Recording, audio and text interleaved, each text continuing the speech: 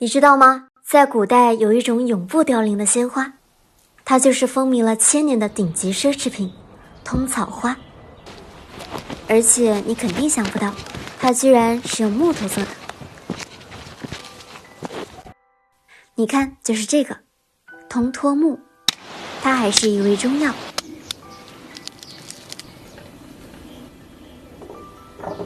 里面有一条白色的精髓，通草花就是用它做的。取出通草芯之后，还要把它做成通草纸。通草纸的制作也是另外一项非遗，用特制的刀靠手感片成一张薄薄的纸片，下刀的力度要均匀果断，太快了容易断，太慢了切面就不够光滑平整。有了它，就可以开始做通草花了。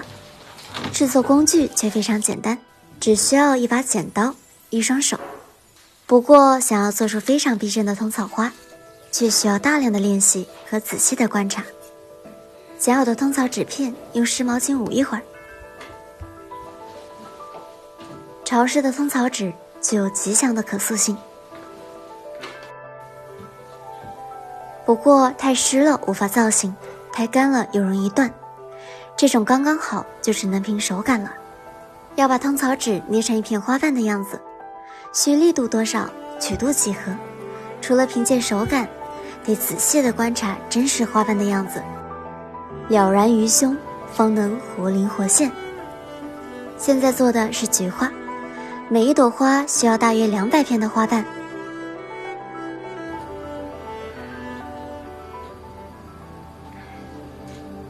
花瓣准备好了，现在就把它们组装起来。其实作为一朵仿真花的制作，现在当然有更加廉价且高效的方式，但是作为传统通草技艺创造的生命之美，一幅精美的通草作品在国外可以卖到几万甚至几十万，且一花难求。通草花作为非遗文化，当然是无法被标价的，毕竟文化是一个民族的骨相。但是随着时代的变迁，落在尘埃中的传统技艺也是卑微的。80多岁的传承人戴春富老爷爷，为了不让它失传，甚至甘愿免费授课，却也无人问津。幸好还有一个叫王玉玉的女孩，跟着戴老师一学就是15年，直到越来越多的人了解到了这项传统非遗。接下来是很重要的一步，染色。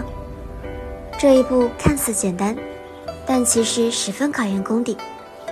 自然界的颜色丰富且细腻，需要细细的观察分析。每一片花瓣往往需要浓淡不一、冷暖不同的近10种调色，层层叠加过渡，才得以还原出自然界中的那一抹白。上过色的会比素花更有生气。很难想象，就是这样美轮美奂的通草花，却一度只剩2位八旬老人会做。曾经风靡1000年的不谢之花，被时间带走的时候无声无息。好在还有固执的人依然独爱。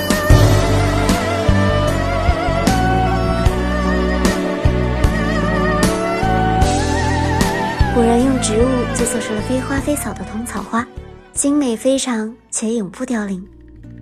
而现在也有一个品牌谷雨，从珍稀植萃中激发能量，致力于研究更适合国人肤质的护肤品，真正把白留住，让美生生不息。